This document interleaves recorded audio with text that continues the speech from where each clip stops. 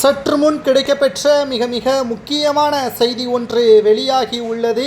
திராவிட முன்னேற்ற கழகத்தின் தலைவரும் தமிழக முதல்வருமான ஸ்டாலின் அவர்களுக்கு வாயில் மிகப்பெரிய ஒரு கண்டம் இருப்பதாக ஏற்கனவே சமூக வலைதளங்களில் வைரலாக செய்திகள் பதிவாகியிருந்தன. தற்பொழுது பரிகாரம் செய்வதற்கு ஸ்டாலின் மனைவி துர்கா ஸ்டாலின் அவர்கள் சிறப்பு பூஜைகள் செய்வதற்கான ஏற்பாடுகளை செய்துள்ளார்.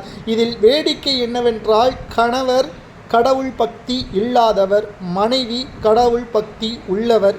இதில் எந்த ஒரு பிரச்சனையும் கிடையாது. அவர்கள் விருப்பம்தான்.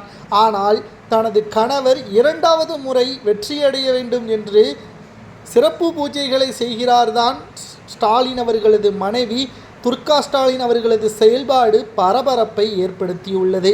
2026 சட்டசபை தேர்தலில் சிறப்பு பூஜை செய்தால் ஸ்டாலின் இரண்டாவது முறை முதல்வராக வந்துவிடுவாரா?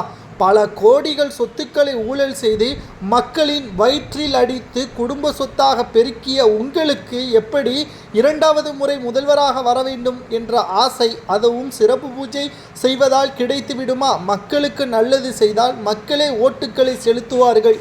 இது ஏன் துர்கா ஸ்டாலினுக்கு புரியவில்லை என்று பலரும் கேள்விகளை முன்வைத்து வருகிறார்கள். கடந்த 5 நாட்களாக மருத்துவமனையில் ஸ்டாலின் இருந்தார். அதில் மிகப்பெரிய அளவில் பேசும் பொருளாக மாறியது, ஓய்வில் இருக்கக்கூடிய நேரத்தில் அலுவலக பொறுப்புகளை பார்த்து தான் ஒட்டுமொத்த மக்களுக்கும் சேவையாற்றக்கூடிய ஒரு ஒட்டுமொத்த நபராக மக்கள் மத்தியில் தமிழகத்தை வளர்ச்சியடைந்த மாநிலமாக மாற்ற வேண்டும் என்பதற்காக தன்னுடைய உடல் உழைப்பை ஒட்டுமொத்தமாக நான் கொடுக்கிறேன் என்றும் தெரிவித்திருந்தார். ஆனால் 4 ஆண்டுகளாக ஸ்டாலின் என்ன செய்தார்? தமிழகத்தில் 4 ஆண்டுகள் அமைதி பூங்காவாகவா இருந்தது?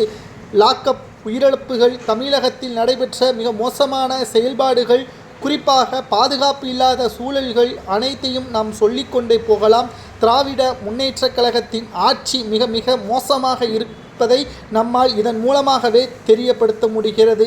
அனைத்து இந்திய அண்ணா திராவிட முன்னேற்ற கழகத்தின் செயல்பாடுகள் நிச்சயம் தோல்வியே தான் பெற்றுக் கொடுக்கும். ஒருபோதும் வெற்றிக்கு வழிவகுக்காது. துர்கா ஸ்டாலின் அவர்கள் சிறப்பு பூஜை செய்வதால் எந்த ஒரு பயனும் இல்லை என்று பலரும் கூறி வருகிறார்கள்.